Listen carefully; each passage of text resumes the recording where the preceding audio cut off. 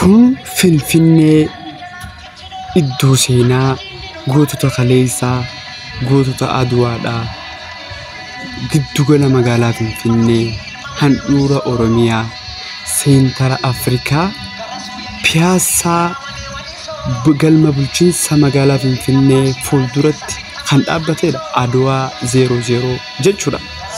Egaa kan asitti agartan kun dhalootaaf isa seenaa ta'ee itti fufuudhaaf bulchiinsa magaalaa Finfinnee fi muummee ministeera Itoophiyaatiin kan hojjetamedha. Egaa wantoota akkanaa gaarii kan erga yeroo arginu galateeffachuun jajjabeessuun wantoonni akkanaa itti fufuu qaban jechuun dirqama dhalootaati.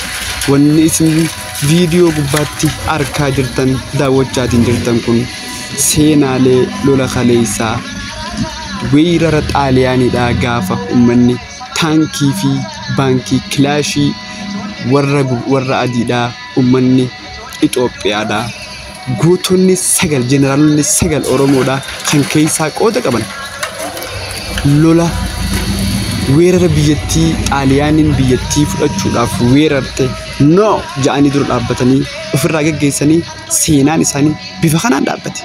Kun dhalootaafis barnoota dhalootaafis seenaadha. Wantoonni as gubbaatti argaa jirtan taatiin kaleessa achitti lola sanarra gubbaatti tokkoon isaa bifa kana hojjetamee jira jechuudha.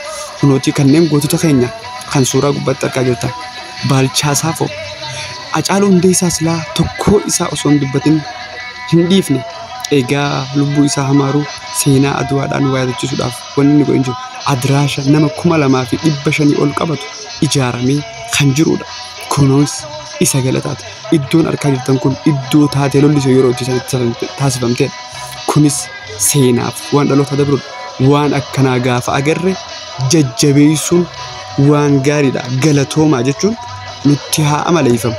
Waan kana yeroon argu hedduu takkan gammade yeroon eebba isaa guyyaa sanbata fuuldura keenya jiru guyyaa 2 booda kan eebbifamu ta'a. Kanagaa arkinee osoo galateeffanne dabruun cubbuu nutti ta'a.